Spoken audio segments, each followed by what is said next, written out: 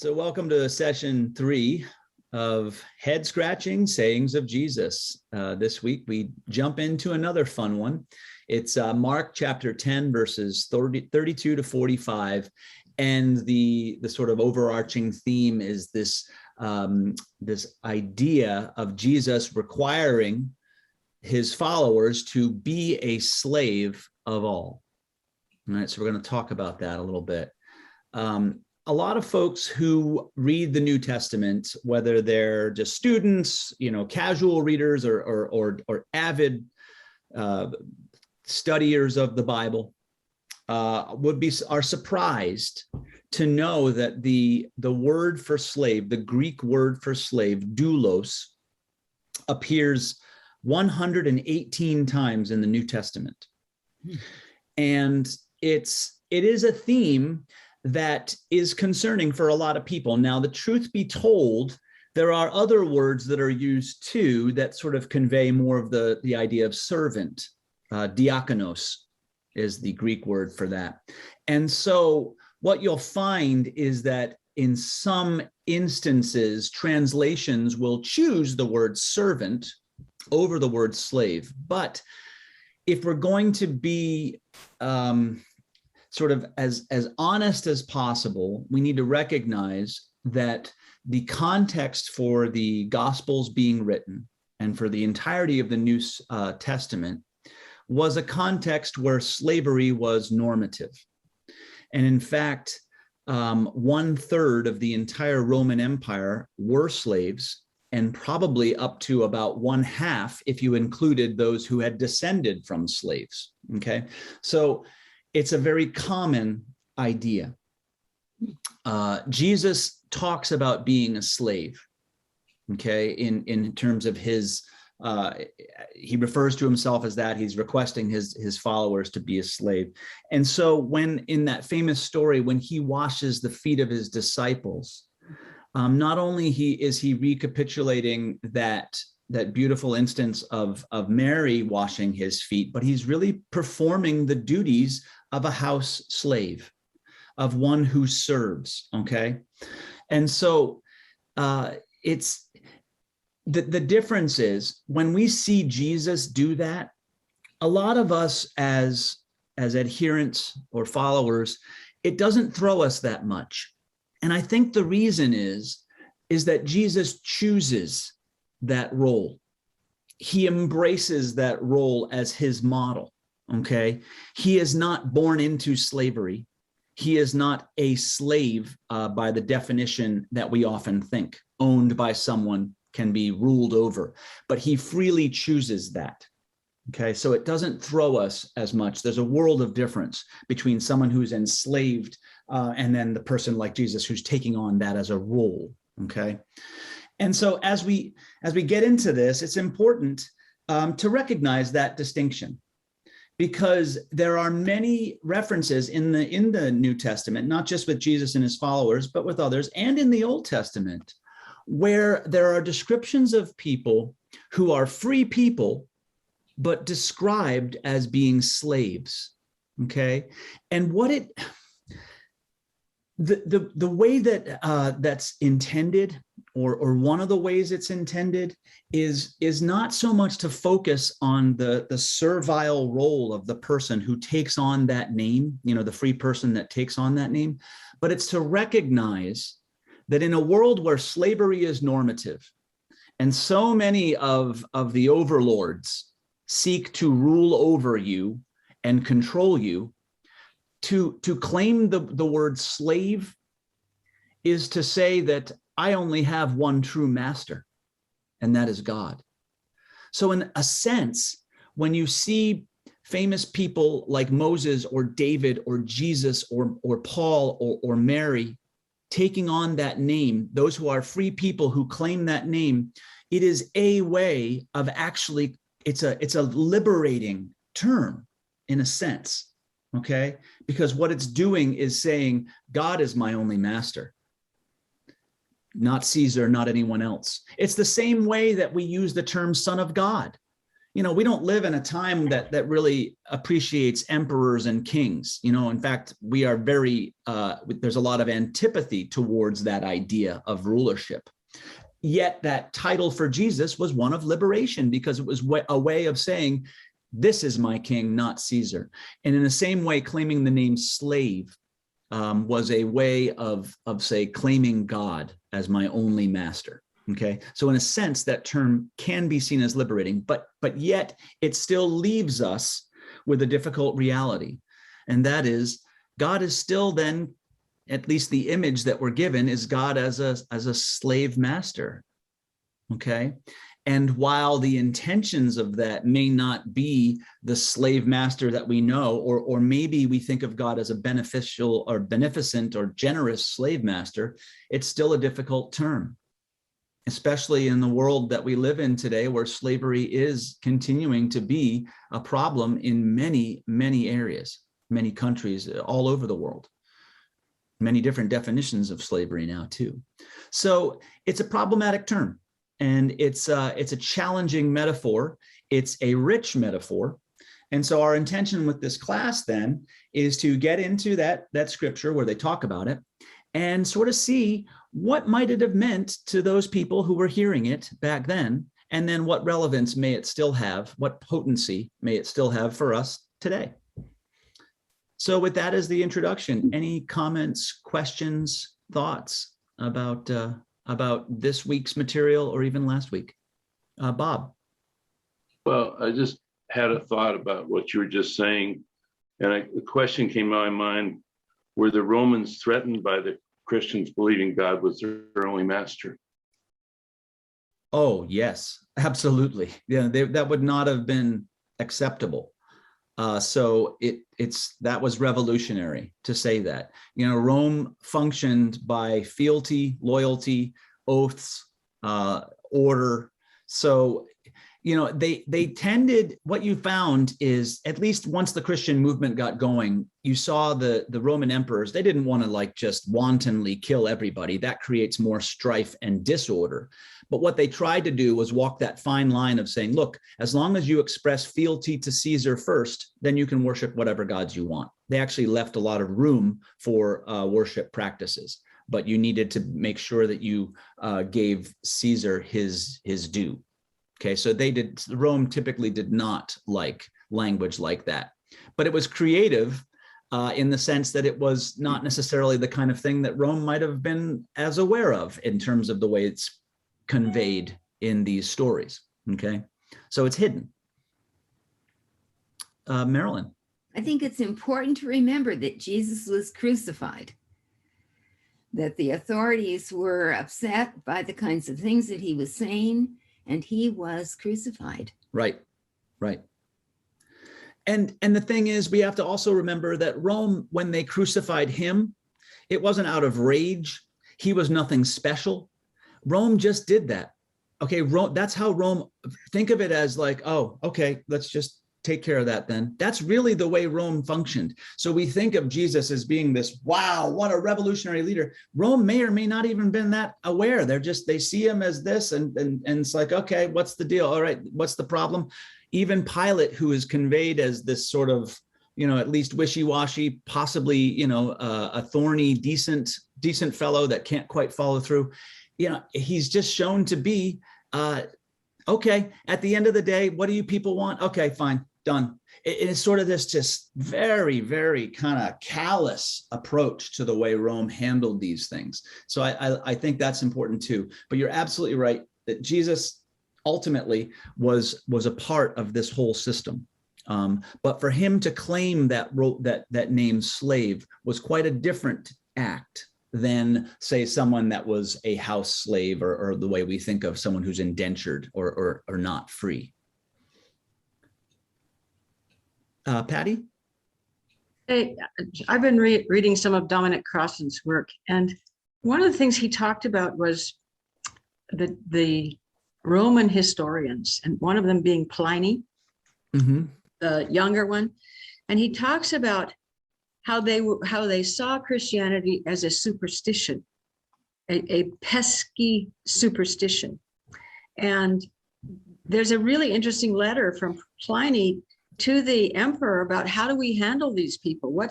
I don't know how to handle these people. Pliny was one of the kindest of the Roman elite, and he really questioned that.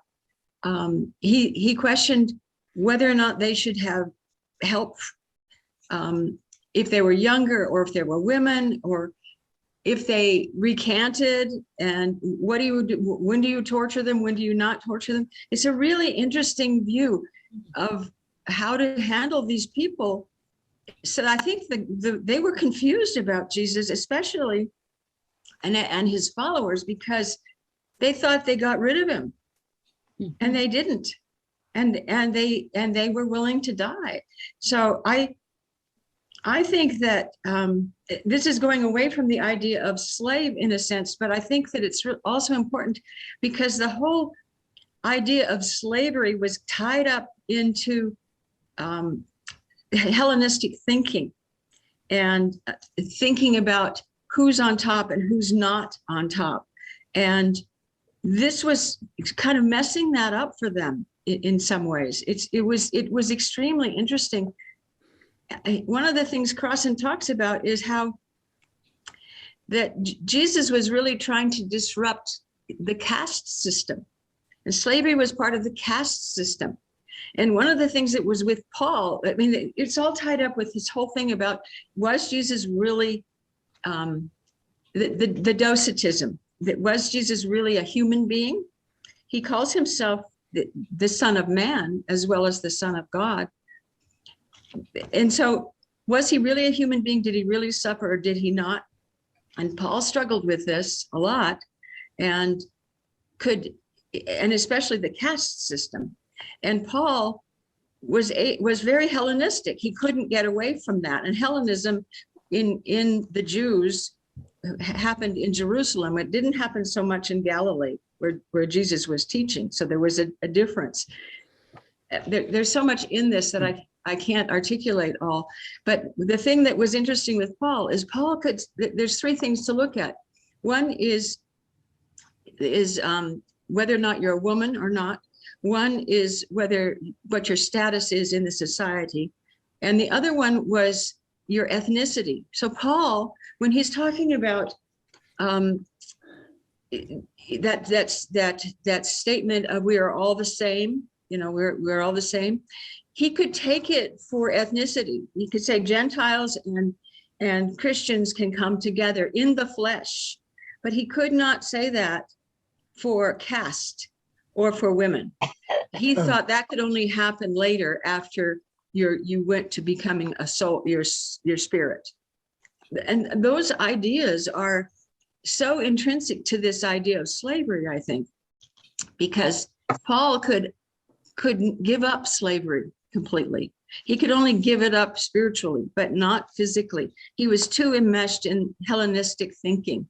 And I think Jesus was trying to radically show them that there's not a caste system, that becoming a slave is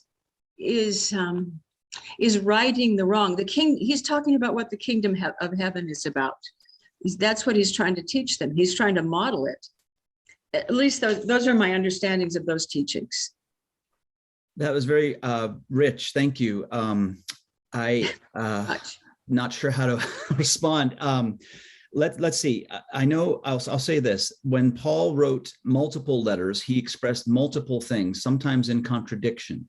And so many thought that since Paul was writing at a time when many expected the return of Jesus or something dramatic, almost cataclysmic to happen, Paul often approached social realities like slavery from a convenience standpoint. And what I mean by that is he didn't necessarily want to upset the apple cart and have people focus on the things that he didn't think mattered the most. He wanted them to focus on the things that mattered the most in terms of preparing to receive the return of Jesus to this new reality in which they were all thinking they were stepping into. So there's some inconsistency in the way he writes, but his intention was to sort of say, hold on to what's important and essential. And yes, in Roman Empire, their approach to Christians early on was quite, it was confusing. But I often think while there were some who were sort of generous towards Christians, most of the Roman response to Christianity was out of, all right, how do we best contain this? I'm focused on the order. I really, they can do what they do. Yeah, it's confusing. A lot of them misunderstood the whole communion thing, the body and the blood. That's the whole cannibalism thing. They had this idea that, oh my gosh, who are these weird people who eat the body and the blood of the one that they follow? That sort of thing. But mostly they were like, okay, we can't just kill them all. So we need to figure out a way to make it so it's workable. Okay. So that's sort of how it was approached. It was like this hands-on, hands-off thing, trying a little bit of a dance through the whole thing.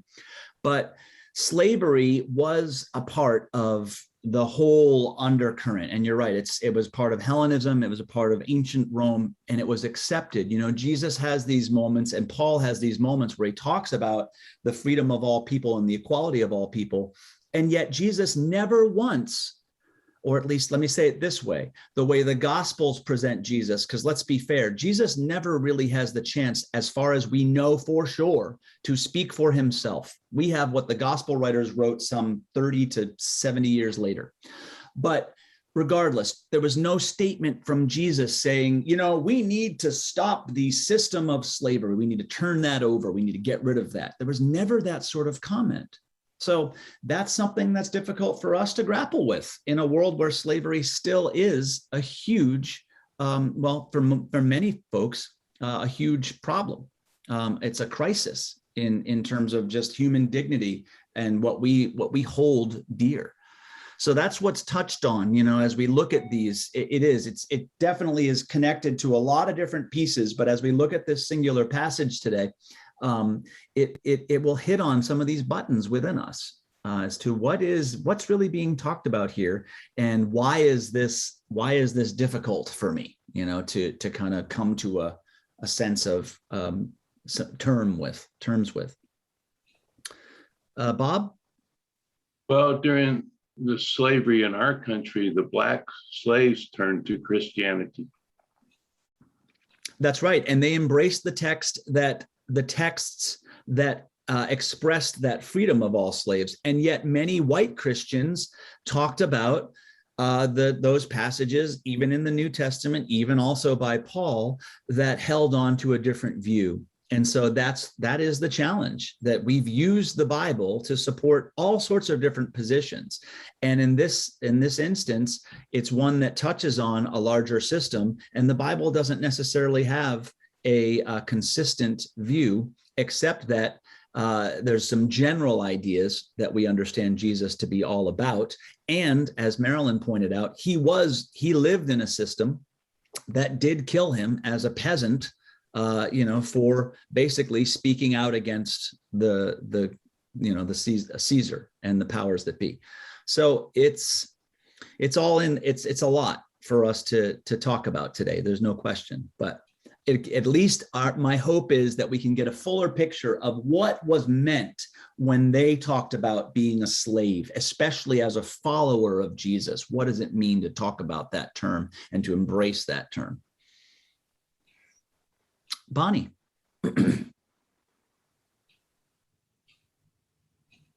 You're still on mute. I finally figured out what There was it wrong is. with my video. Anyway, when I read this, my first reaction was they really missed the whole point. James and John, Christ is talking about how he's going to have to, suffer and die, but he'll rise again. And they just skipped over the whole suffering part and what was happening to him. And they were all about themselves and where will we be? Can we be on the right and on the left? And that was kind of like what Patty was talking about, the caste system. Are we going to be up here at the top with you, and sort of lording over everybody else? You're the top, and we're the right hand guys. And Jesus is like, no, you're going to be slaves. you have to become slaves, which is almost like, if you relate it to what Patty said, it's almost like you have to be willing to be at the bottom and to obey and not be, looking at yourself as, we're going to be up here with Jesus and sort of implied that we're better than everybody else. Right. Anyway, like it's a that's what I glorification. got out of it. Although there's some nuance to that we'll look at. But yeah, I mean, look, it wasn't that long ago that we went through the Gospel of Mark again.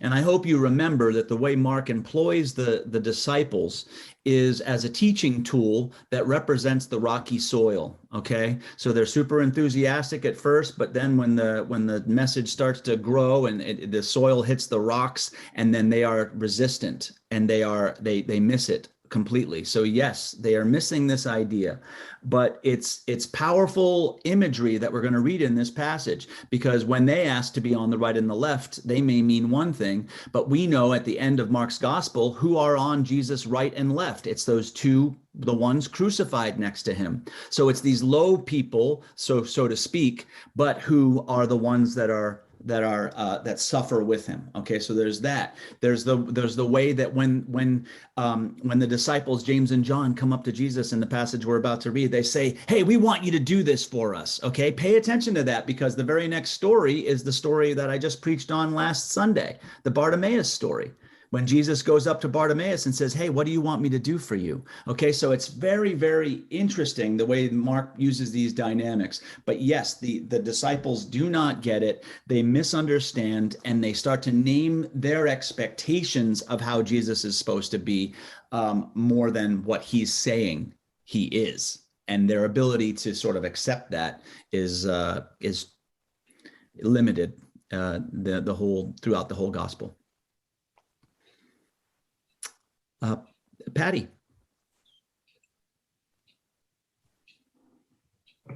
One of the things that's important, I think, that Jesus says is that he has come to serve. He has come to be a servant. He is God made flesh, come to be a servant. That's a really interesting idea.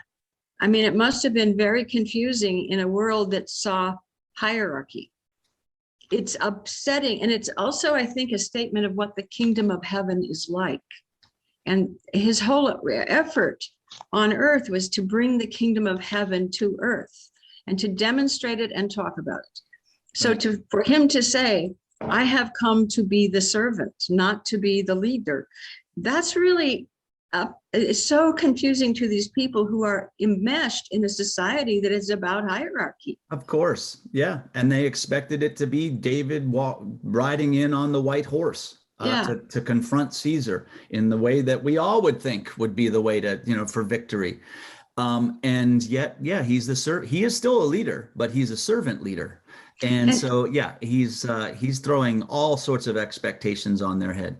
And he also describes himself as the Son of Man.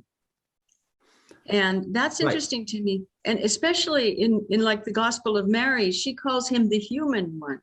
And I often think that what he's trying to show us about is what it means to be fully human. To be fully human isn't to be on top, it's to be a servant. Right. And to be fully human in the sense of a holy human. Yeah. A whole and holy human. Right. Whole and holy. That's it. Yeah. He never asked them to worship him. He wasn't coming to try to create a new religion. He said, "Follow me." He was showing them what a life fully alive looks like. Yeah. Yeah. Showing them what God looks like in the world. And I think that probably that when you're enmeshed in a culture that has one view of slavery, it's probably very difficult to see it differently. Just when I think about how we evolved and that it took 130,000 years before we could even get to language, the fact that we've only had, 2,000 years, a little bit less, more than 2,000 years with this wonderful person, God, Jesus, we're still getting used to it. We're so stuck in cultural notions that it's hard to let go of those and really open ourselves to the miracle that he is still always. And I think that's what they were dealing with. I think when we get culturally used to things, it's really hard to change it. It's just, That's I mean, right. it's so hard in our country to change it. And that's why these passages are so challenging to us, because if we are looking at it fully, we will face the demons of our contentment and the way that we have been served by the powers that be and the structures that exist. And it is next to near impossible for human beings who are comfortable and content and well served to stand up and topple everything. That's why Jesus approached it from the way he did, because he knew that the people in power wouldn't be the ones inclined to make these changes. Yeah. Now, I'm not pointing the finger and saying that that's all that we are, but if we're honest, we need to look at that facet of ourselves and say, yeah, I haven't necessarily fully committed, because there's a part of me, maybe a significant part of me, that is benefiting greatly by the way things are. So do I really want to change that? It's tough. It's tough. Why don't we go ahead and jump into the scripture today to give us a little bit more of the context. We're talking about it. This is such good sort of preparation of the soil of today's conversation. But what I'd like is 3 volunteers, if you would, because there's 3 paragraphs to this reading from Mark today. Could I see your hands now before I switch screen? Because I can't once I do that. If I could get three volunteers. So Bonnie, you can read the first paragraph. And Bonnie, you can read this. Okay, no, Carol, you can read the second paragraph. And don't make me assign this. I'm going to call on you, Annie. Okay. All right, Marilyn, I saw your hand. All right, let me see here. Get to the scripture. All right. Okay. A third time Jesus foretells his death and resurrection. They were on the road going up to Jerusalem, and Jesus was walking ahead of them. They were amazed, and those who followed were afraid. He took the 12 aside and began to tell them what was to happen to him, saying, "See, we are going up to Jerusalem, and the Son of Man will be handed over to the chief priests and the scribes, and they will condemn him to death. Then they will hand him over to the Gentiles. They will mock him and spit upon him and flog him and kill him. And after 3 days, he will rise again."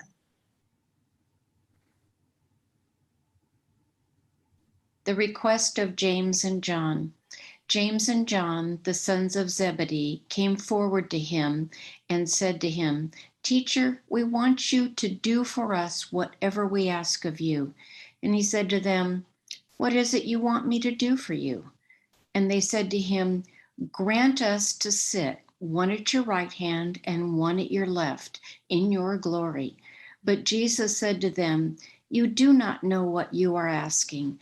Are you able to drink the cup that I drink, or be baptized with the baptism that I am baptized with?" They replied, "We are able." Then Jesus said to them, "The cup that I drink, you will drink, and with the baptism with which I am baptized, you will be baptized. But to sit at my right hand or at my left is not mine to grant, but it is for those for whom it has been prepared." When the 10 heard this, they began to be angry with James and John. So Jesus called them and said to them, "You know that among the Gentiles, those whom they recognize as their rulers lord it over them, and their great ones are tyrants over them. But it is not so among you. But whoever wishes to become great among you must be your servant. And whoever wishes to be first among you must be slave of all. For the Son of Man came not to be served, but to serve, and to give his life a ransom for many." Thank you. Okay, lots in there. And I think we're going to get to most of it, if not all of it. But, these conversations can sometimes go all sorts of different directions. But to start us off, what is it that you think James and John are asking, or why do you think they make this request? What is it? Why do you think they ask that question of Jesus? What's their motivation? That just because they're glory hounds?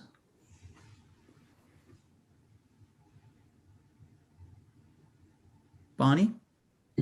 Maybe I'm wrong, but it seems like within the disciples, it seems like there was this, inner circle, like those that were closer to Christ.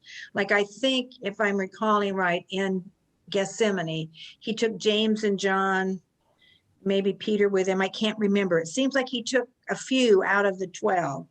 And so it seems like, well, they want to be certain that, that they're sort of at the top of the hierarchy among the 12 disciples.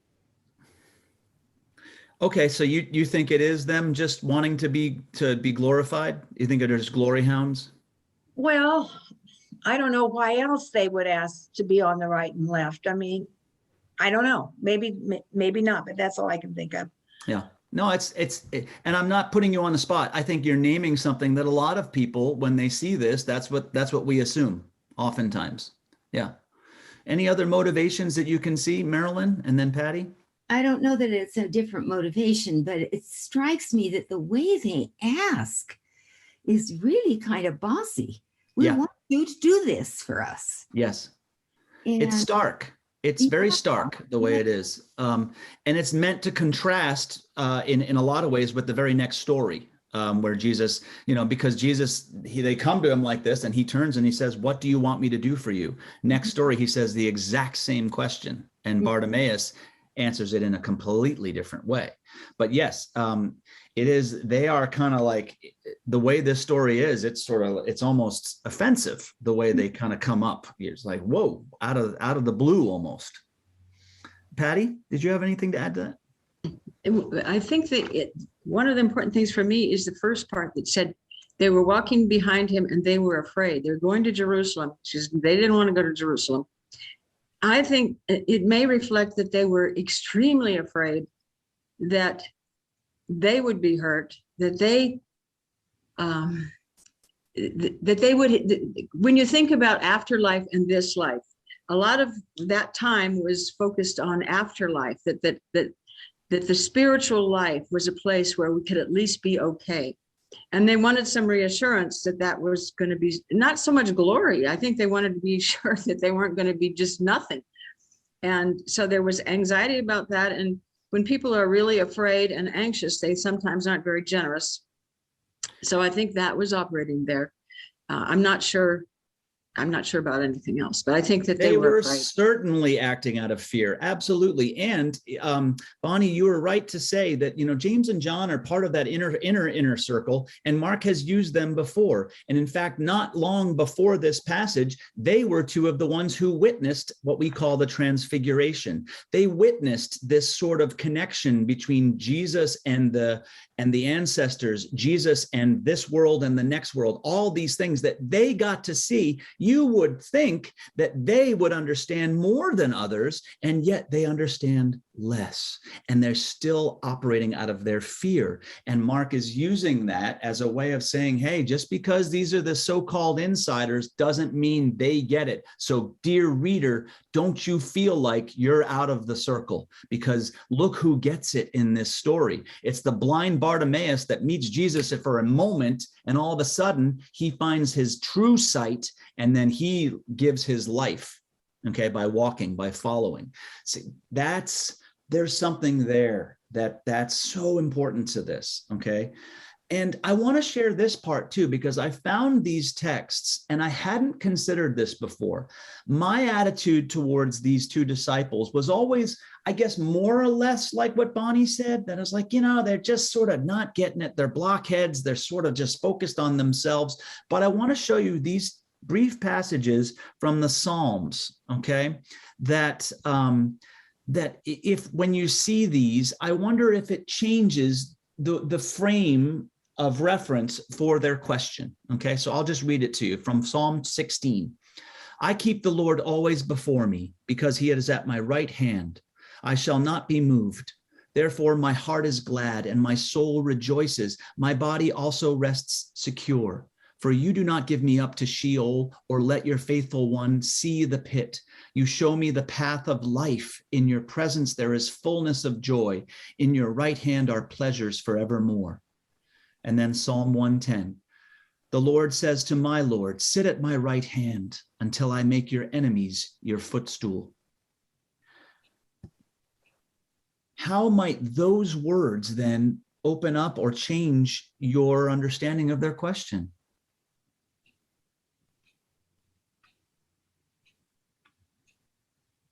Bob? I think Patty was onto it. I think they were looking for salvation. Yeah, they're looking for reassurance. They're looking for that way of saying that, okay, if we do this, we're going to be okay, right? And Jesus can't promise that. Because what does it mean to be okay? Be safe? It means you're going to live a long life? Not necessarily. But will you discover love and purpose and actual life and joy?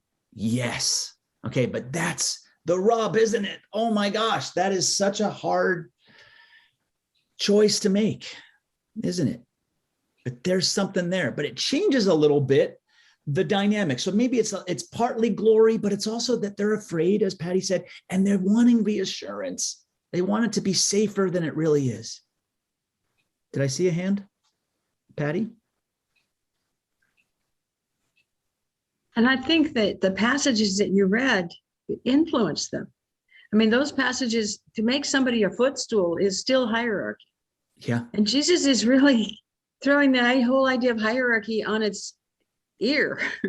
And it's terrifying to them because they can't even understand it. They're so enmeshed in that, even from Jewish perspective, because the Jews had kings, right? They had kings and Pharisees, and all of that was hierarchy. And it wasn't service.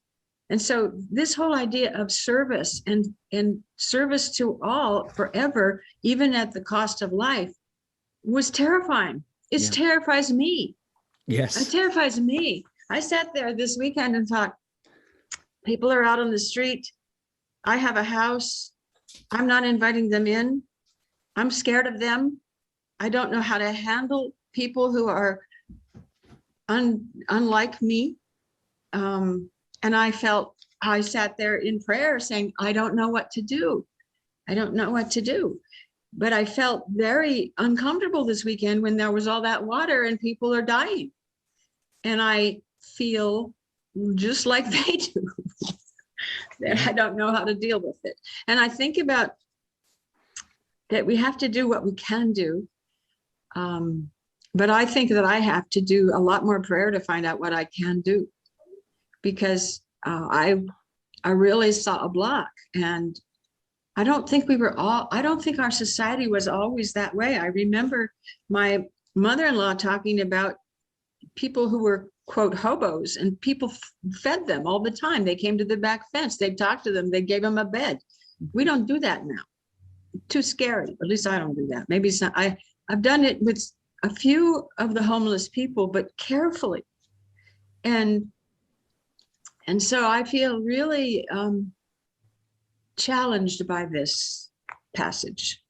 And that's the initial point. You know, a passage like this is designed to get under our skin. And then what we do with that is the faith journey. And so there's lots of ways to move once you find yourself, you know, inspired or agitated enough. But yeah, that's what it's asking us to do. What is, you know, if we do choose to walk, you know, if we all of a sudden discover this new sight, this new vision that we have for what life is, then what does our walk look like? You know, how are we walking with Bartimaeus or with as a follower? And that's always the challenge. Barbara. You're still muted.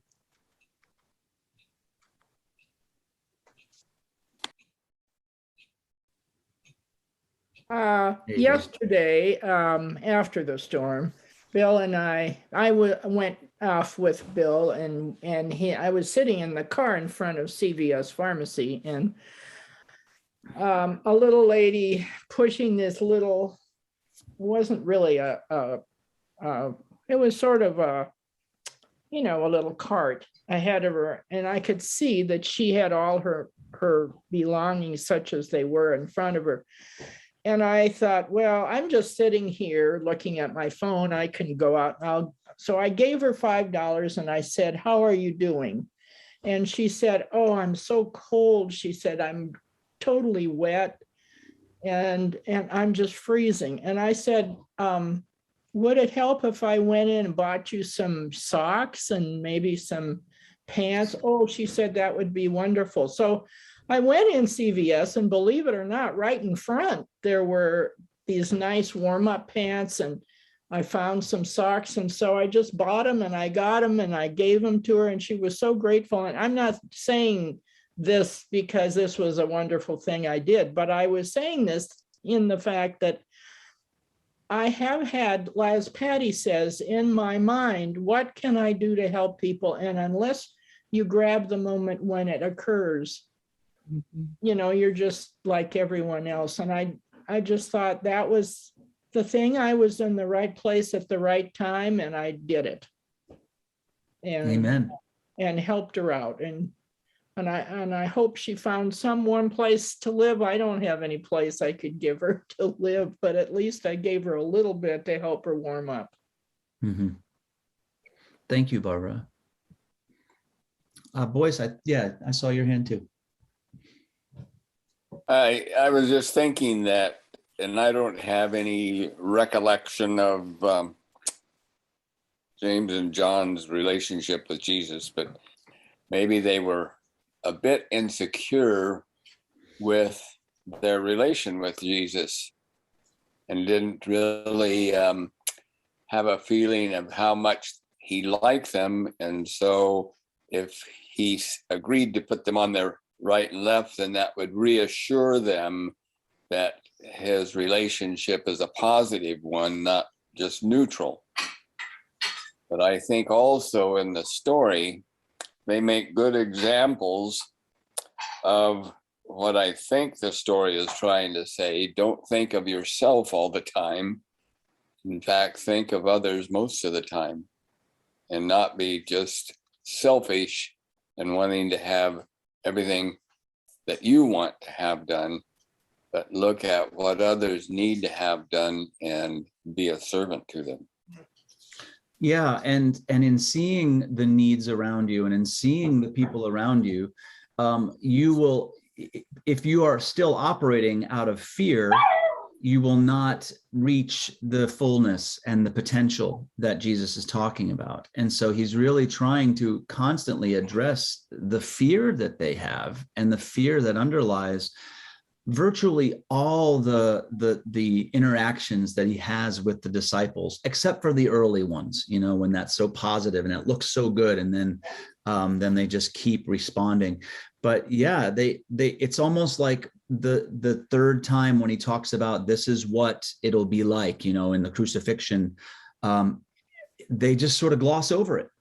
And then they go right to like, well, in the afterlife or in glory, can we sit on your, it's like, well, you're thinking only in terms of what's in it for me. So yeah, he's trying to pull them away from that sort of self-centered perspective and into something much broader. And in that sense, he's, as we've noted, he's really challenging the entire fabric of the Roman Empire's ideas of what it means to be in society. Certainly, Jesus challenges the idea of authority and greatness. He's not coming in as the noble king, with all his weaponry. He's coming in as the humble servant king. And greatness to him is not glorification. It's not self-interest. It's not climbing to the top of the caterpillar pillar or the top of the pyramid. It's time. It's service. It's being a servant. It's being a slave. It's taking on that role and holding yourself above no one. That's tough. But that's what's he's saying it like that because he sees that that's the rub. That's where they're bumping into their own fears and their own limited views on what this is all about. Bob? Why does Jesus say he'll be handed over to the Gentiles? Why does he specify the Gentiles? Oh, when he talks about how their lords rule it over them. Yeah, he's talking, I mean, he's wanting them to understand that this perspective on the world that they are embracing as being reality is just, it's got its drawbacks. It doesn't work. And if you're going to fully buy into that, then look at what happens. So he uses it as, they live in a Gentile controlled world in the sense that the Roman Empire is a Gentile empire. And they're in it, they live in it. But yeah, he just uses it as a way of saying, look, your approach and the things that you think are so wonderful, this is what they wrought. They wreak this sort of rending of dignity and humanity. And they create these structures that we all, that are a part of what it is. But that's not, does that serve everyone? Does that work? Do we need to answer? It's like, it's clearly not working. And yet, if we're benefiting from it, it's hard to change. Marilyn, and then Patty. I was so taken by what you said, Barbara, about taking advantage of the moment, because I had heard on the news that places for people to go were being opened all over the place in Sacramento. I think many of them by the city. I was really impressed by that. But I just got to thinking, the people who really needed it, would they know about this? Are they listening to the news? How would they get to these places if she's just walking along, pushing her little cart? How does she get, say, to a motel that's been opened up for people to come to? It's for people like me with the pond in their backyard, who are needing to find some other place to be. I didn't, but I could have. I was the one who had heard about it, and I have transportation, and so there are a lot of ways in which that's also fitting what we've been saying about the caste system. Mm-hmm. I'm in a position to hear about help and be given it and be able to take advantage of it. Whereas the people who might really need it probably wouldn't even know about it. Yeah, and so our individual capacities to respond certainly are challenged by this, but I think it's also pointing us to a greater commitment as a community and as a society to creating structures and systems that help in larger ways, because while it's wonderful and important to respond to the moments and the needs as they arise as individuals, it's systemically, that's not the only response that will help long term, and that there's larger ways too. We have to start there, of course, but it's about how does this shift our commitment, to where we're going. And what's important to us as a society, as a community, and as a society. Patty? I just want to go back to the fear that the disciples were feeling. And I think the idea of being a slave, Christ, who is the Word made flesh, God on earth, they may not have seen him exactly like that, but we certainly have that idea. So that not only is their role upended as where they fit in the hierarchy, but so is God's in some ways. And when I think about what we studied when we studied the Lord's Prayer and the idea of God as Abba, God as Abba is not as distant a God as the master slave God. And so it's calling into question everything they know about God and religion and how we be with people. I mean, the kingdom of God on earth, which is what Jesus is embodying and trying to get everybody to understand is not at all like the traditional Jewish view of it. Right. And I think that's terrifying. I mean, it's terrifying. It's like, what do we believe now? What do we have that grounds us? And I think that's both, I mean, it's just really difficult. And it's partly what we are dealing with too. And so I think that's what, well, it's what I'm dealing with and what Barbara's talking about, and what we all are looking at in terms of privilege versus service. Right. And how does that relate to the kingdom of heaven on earth? Yeah, it's asking us to really take all this in and consider, okay, so we see how Jesus is describing this community that's gathered around him in with such a different set of rules and understanding, standards, expectations, hopes. What he's calling around him is one thing, and we see that. And then in reality, often the way it's reflected, certainly in society, and then often even in our churches, is it, where does it connect? Is it connected? Do we find that what he's describing, even in this passage, this way of being servants to one another, for one another, so that no one is elevated, how is that reflected in your experience of church, be it any church that you've been to or our church specifically? And do you see it? Is it there or is it not? What is it? How do you see it connecting or not? Carol? When I started working with Marilyn Hopkins doing the gathering in at our church, the very first time I went with Marilyn, I had a nice top on, nice earrings, and Marilyn showed up in a sweatsuit.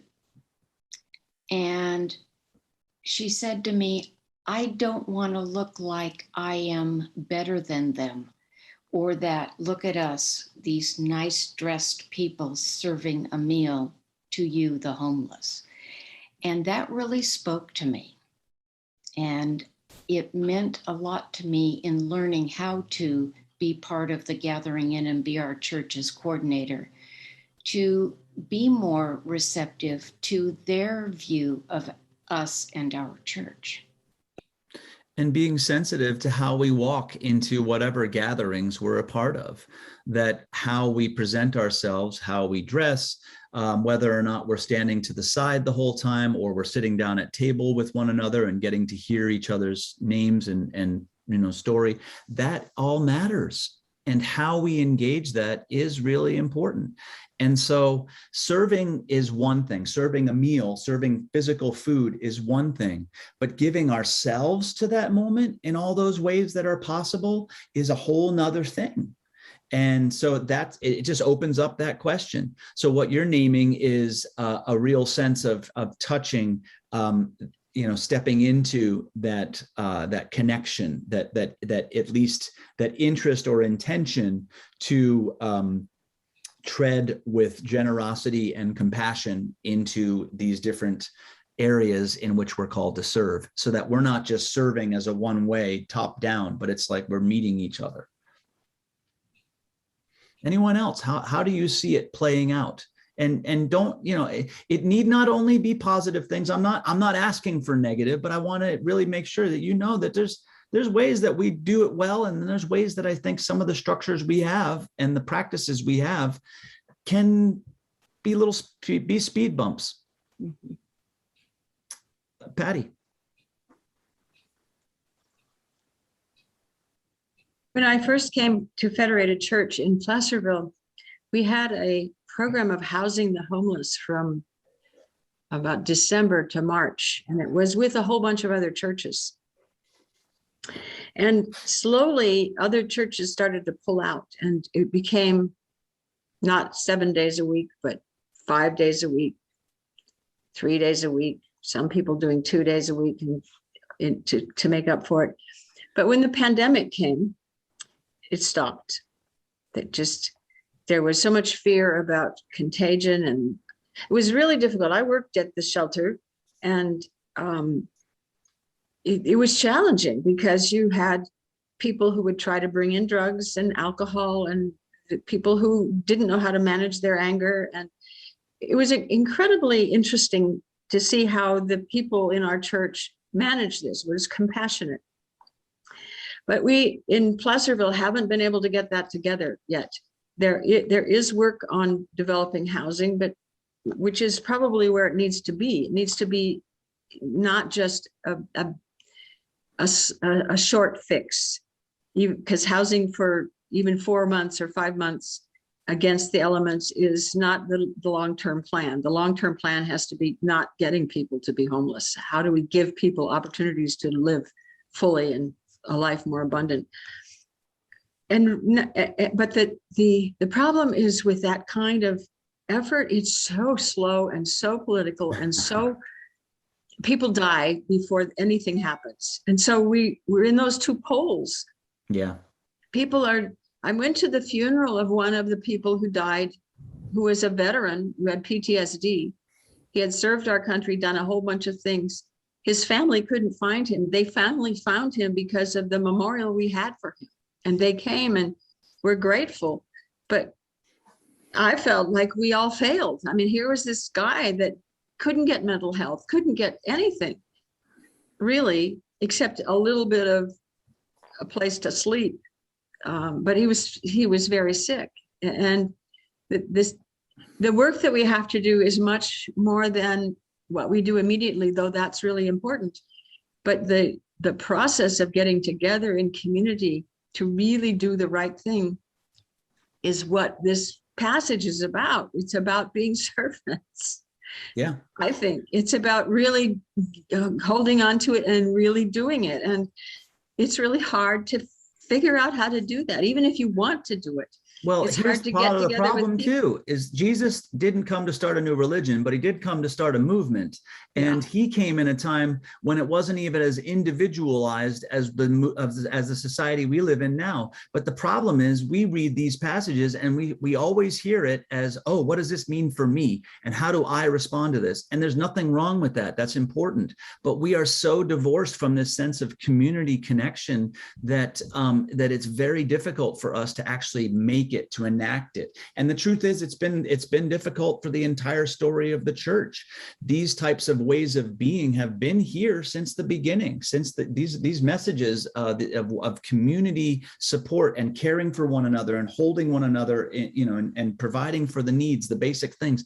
That's been around for a long time, and it's been very, very, sort of up and down as to how that's actually played out within various Christian communities and within society at large. So yes, these are very challenging. It is not about saying, okay, this is the one thing I have to do. It's always much more multifaceted and rippling out and multiple things, but that can get overwhelming. So what's important is, how does this inspire me and us? As in our smaller groups, how does it challenge us? Where do we go and grow from that? And then what does it mean on a larger scale? That's how we tend to apply these things. When Right Hand Auburn started, that was a church movement started by St. Teresa's and a couple other churches, our church, various churches in the area. And then they realized that it's hard and it's not something that long-term that churches are going to be well equipped to sort of manage. And so it was really better to hand it off in that way, or hand it on to Gathering In. And now it's become part of the way they do. And it still requires church involvement, but it's grown out from that. And that's part of how it works. It's not that we just hand it off and then we're done, but we hand it on so that it can be more effective and become more a part of the fabric of how we operate in our various communities.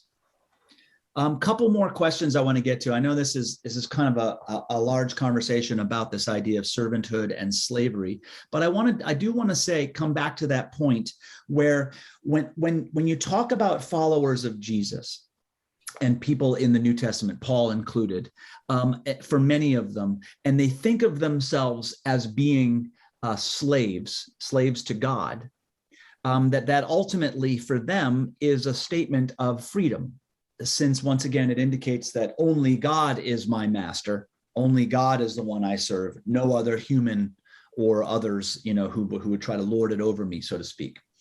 So I want to ask you, when has if ever, when has faith in God for you, or in God's ultimate control for you, helped you to resist someone or something else's control over you? Has that ever happened to you? Have you ever found yourself empowered to resist someone else's power over you or control over you because of your deep trust in God's ultimate charge in your life?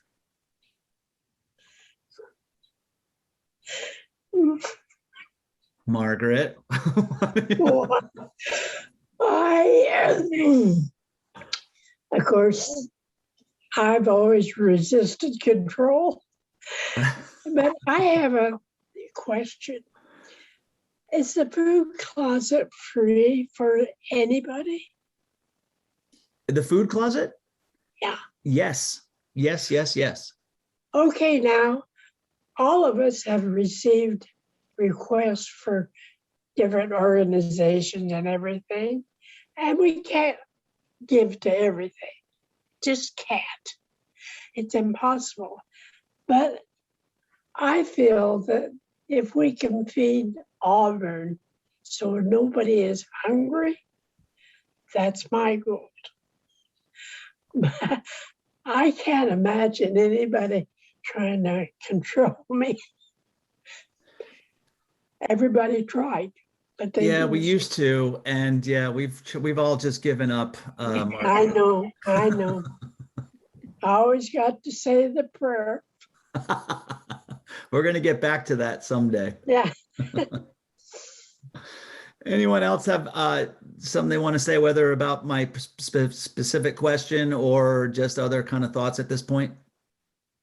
I do have one more question I want to ask about slavery and this, but yes. Hi, Horty. So, for me, a piece of the interpretation of slavery is being without choice. And if God is my master, then I really have no choice but to serve him. What I do have a choice about, and I learned this as a child, growing up in my family's hotel, when I had plans to go out on a Saturday afternoon with my friends to the beach. And my father said, well, you can't go because one of the maids has called in sick. And so you have to be the maid today. And I was less than thrilled about the change in plans. And I slammed away and slammed off and slammed upstairs and like that. And without disagreeing with my father in any way, my mother just showed up on the other side of the beds that I was making. And she didn't say, don't be grumpy or don't be mad at your dad or we all have to band together. She just went about being there with me in a way that was demonstrating, as she often said to me, you don't have to like it, you just have to do it. But the attitude was, you can deprive yourself of the joy of this moment by having a grumpy attitude, or by being in the servant mentality where you don't have a lot of choice about what you do, how you feel about it, how you take that on, and what you do with that moment that you're given really is something over which you have ultimate control. Mm-hmm. Yeah, I love all that you just said there, but this idea of slavery, what the slavery, being a slave to others that Jesus is talking about is an act of choice. It's an act of stepping into this reality and this sense of connection to one another, where we don't need to lord it over each other, where we don't value people who have power and wealth as greater than anyone else, and that power and wealth are only meaningful insofar as they're utilized as tools to enact justice and compassion in our world, one way or another. So yeah, that's the type of slavery he's inviting us to. But even with that positive view of slavery, do you think the image of God as a slave master, even a generous, beneficent one, is that one that needs to be reworked, or do you think that's still a valuable image? And if you don't love it, or if you think, well, maybe there's other ones, what are the other ones that worked for you that in fact might even communicate something similar? Are there other images or metaphors for God that you can see being very powerful? Or do you like the slave master one? Patty.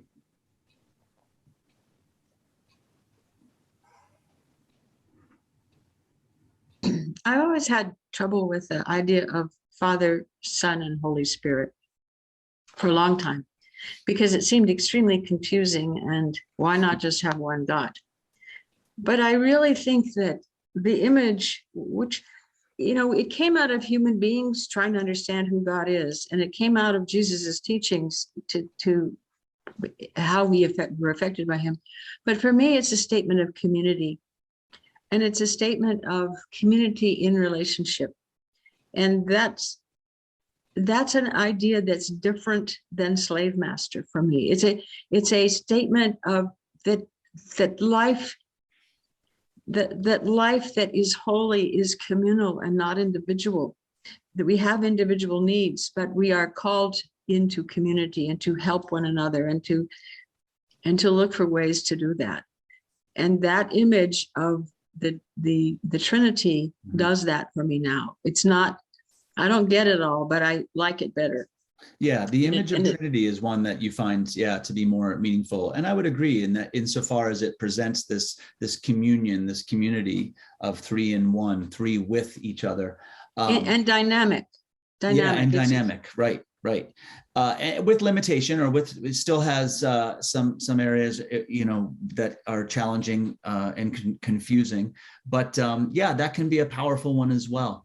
Anyone else have thoughts either as to the image of God as slave master, or if there's another image that works better for you and your understanding of God? Boys.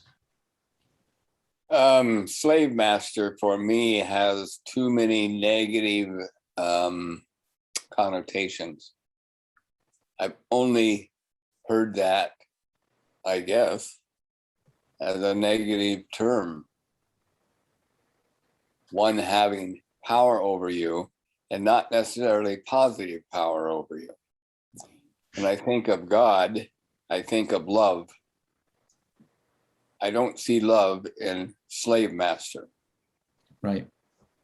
And so for me, I think of God as a loving friend and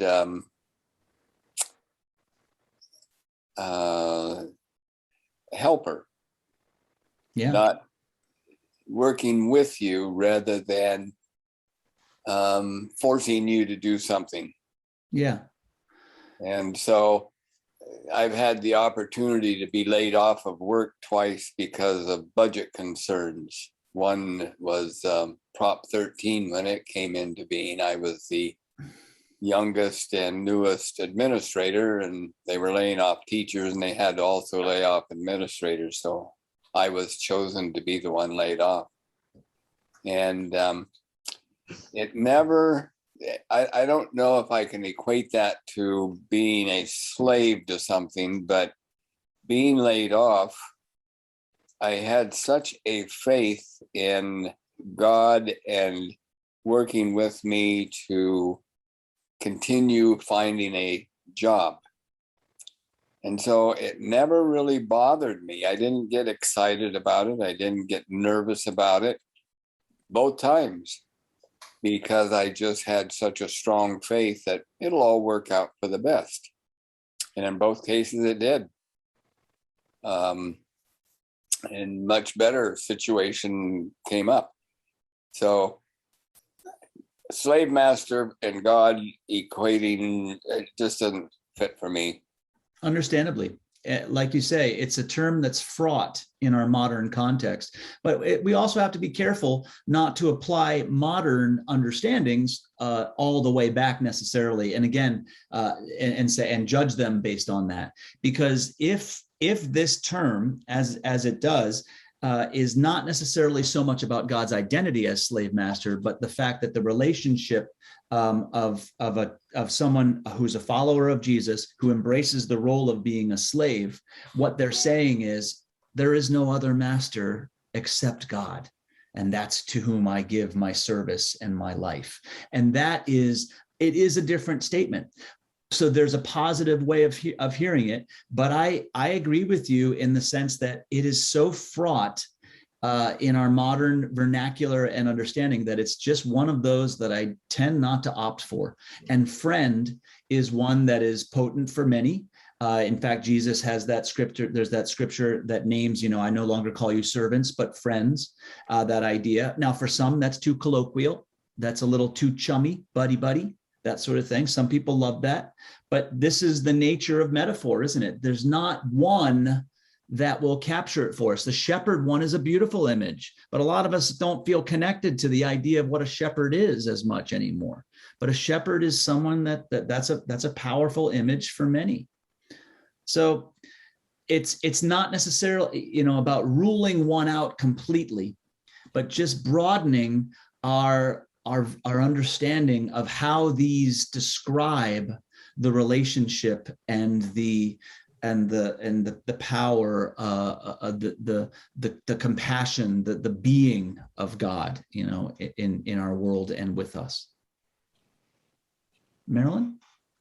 First, thank you, Dan, for using the word metaphor. Because what I kept thinking again and again when these different things came up was, well, that's a metaphor for something that we don't have the language, or maybe, I don't know, maybe the cognition to be able to really understand it. Metaphors help us a lot get to the truth, but they're never perfect.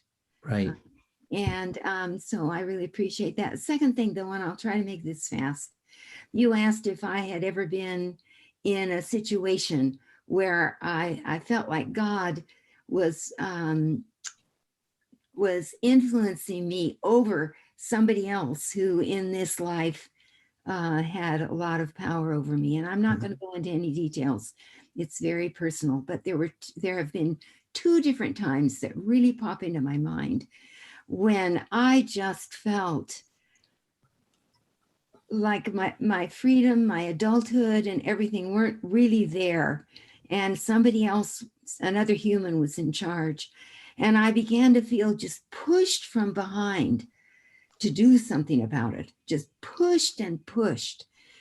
And at that time, I wasn't where I am now. But now, as I look back on it, I think that was coming from God. Yeah. Pushing at me. And so I did what the pushing was encouraging me to do. And the whole situation changed. And I don't feel that kind of pushing anymore. I think I don't need to be pushed. I'm more open to the fact that God could be giving me guidance.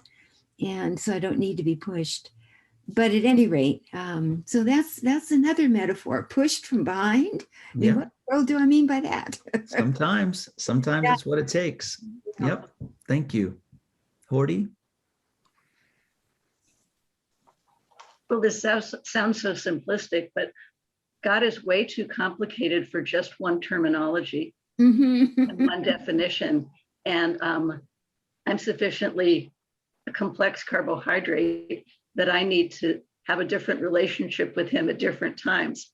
Sometimes I'm more susceptible or amenable to one than to another. And so maybe that's why the Bible has lots of ways of referring to our relationship with God, because he's very complex and our needs for him are equally so.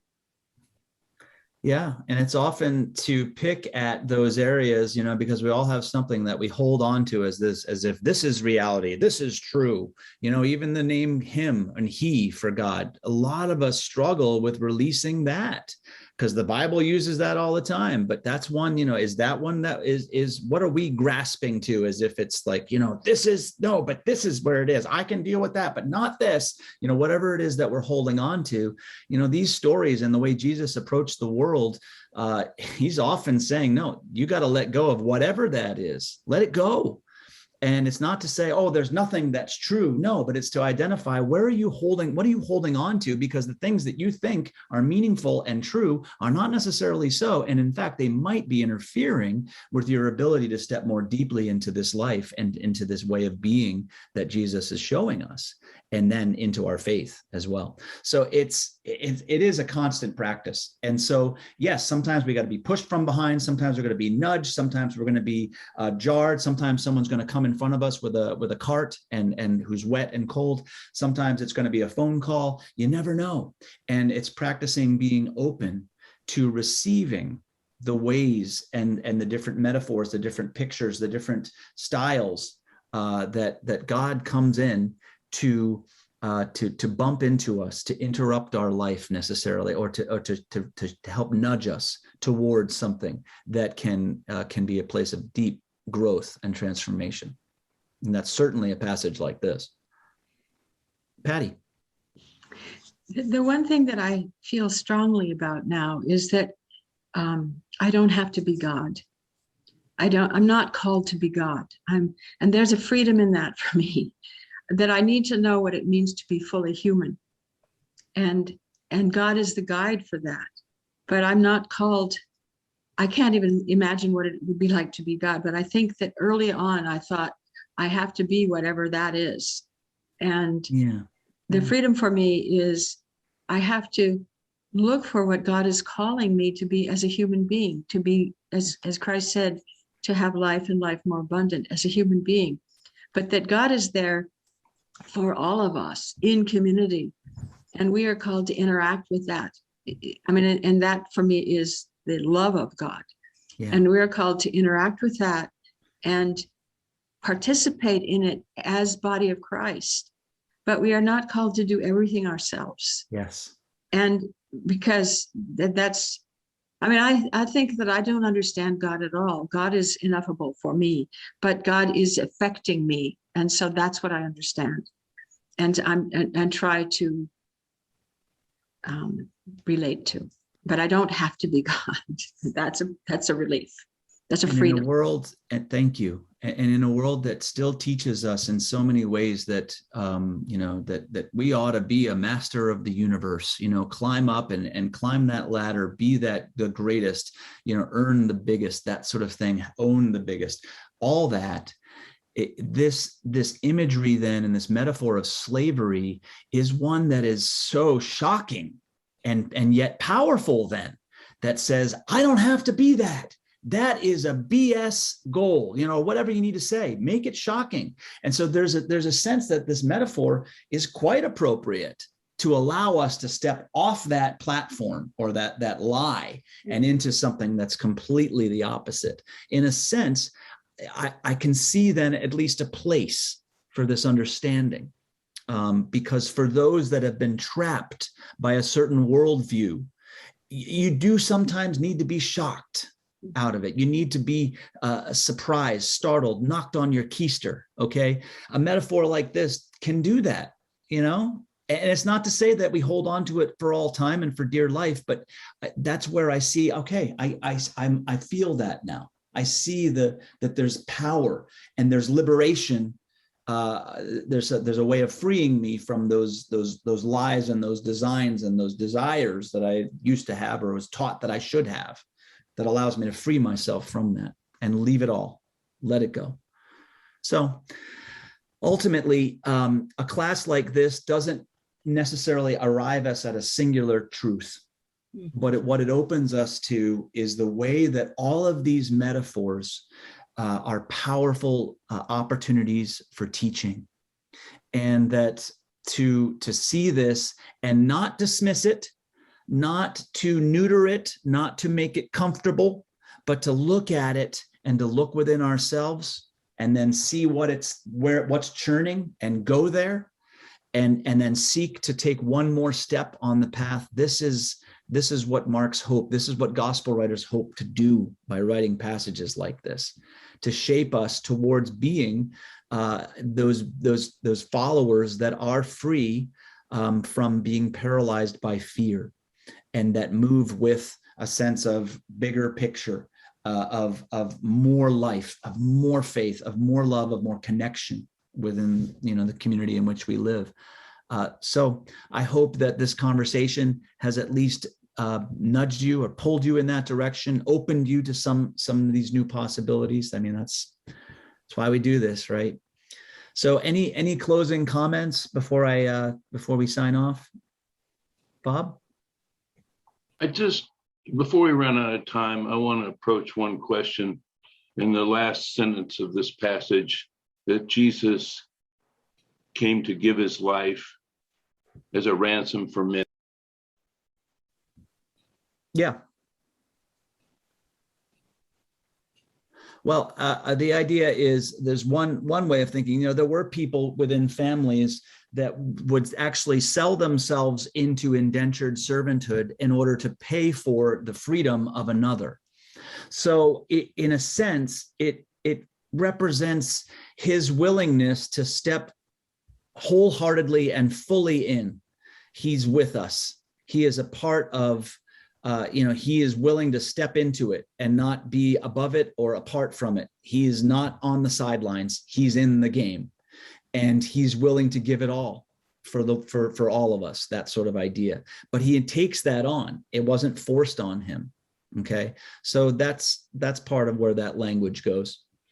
Does that touch on it for you without going into too much? In other places in the Bible, it says he gave his life for the sins of us all, along those same lines. Well, and that language, there's a lot more we could say about whether he died for the sins of many or because of the sins of many, or the sins of humanity. And Mark, the language actually is better translated. He didn't die for the sins of humanity. He died because of the sins of humanity. So that's, there's a big difference there. So that's more of that's a bigger conversation, probably more than we want to get into right now. Well, friends, for next week, we're going to be reading Matthew chapter 15, verses 21 to 28. It's talking about go nowhere amongst the Gentiles, stay to your own. So that's a challenging one as well. That's kind of where Matthew, a lot of people, when you read Matthew, it's like it starts off focusing on the children of Israel, and then it sort of just says, okay, well, you missed it. Let's move over here. That's often our take on it. And so we'll be looking at a passage that addresses that, and we'll get into whether or not that is true or accurate. So thank you again for being a part of this conversation, and I look forward to seeing you next week.